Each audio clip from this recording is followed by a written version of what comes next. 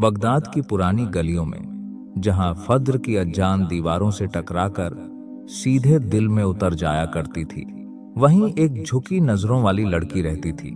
नाम था जैनब। माँ बाप का साया बचपन में ही उठ गया था। जैनब की जिंदगी में सहारा सिर्फ एक सुई, एक धागा और अल्लाह पर अटूट यकीन था। वह लोगों के फटे कपड़े सीकर अपनी भूख को सब्र से दबा लेती थी। ईद नजदीक थी, शहर में नए कपड़ों की खुशबू थी, लेकिन जैनब के घर में सिर्फ सजदे और दुआएं थीं। वह रातों को कुरान से लिपट कर रोती और कहती, या रब, मुझे किसी के आगे हाथ फैलाने से बचा लेना। एक अमीर घर की बेगम ने उसे एक दुपट्टा सिलने का काम दिया।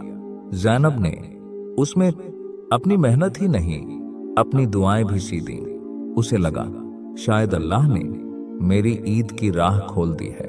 लेकिन जब वह दुपट्टा लेकर पहुंची तो बेगम ने एक मामूली सी कमी दिखाकर उसे बेइज्जत करके लौटा दिया।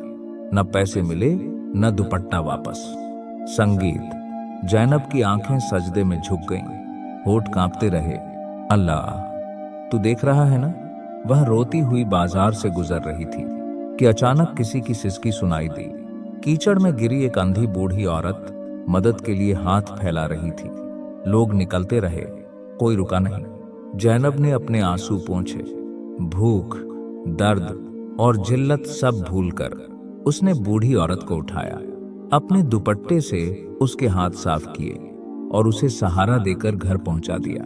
टूटे हुए घर के दरवाजे पर बूढ़ी औरत की आवाज कांप उठी, बेटी, आज तूने एक अंधी को नहीं, एक टूटी हुई दुआ को संभाला है।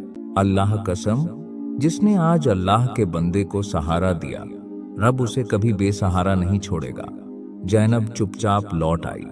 वुजू किया, 2 रकत नमाज पढ़ी और बोली, या रब, अब तू ही मेरा वली है। फिर खाली पेट सो गई।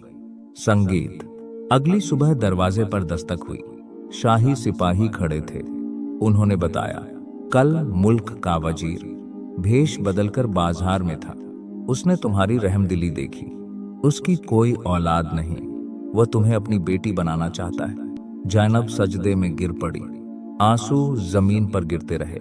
उसे समझ आ गया, अल्लाह भूखे पेट भी किसी का ईमान नहीं तोड़ता। पैगाम, जो अल्लाह के बंदों का ख्याल रखता है, अल्लाह उसकी तकदीर का खुद ख्याल रखता है।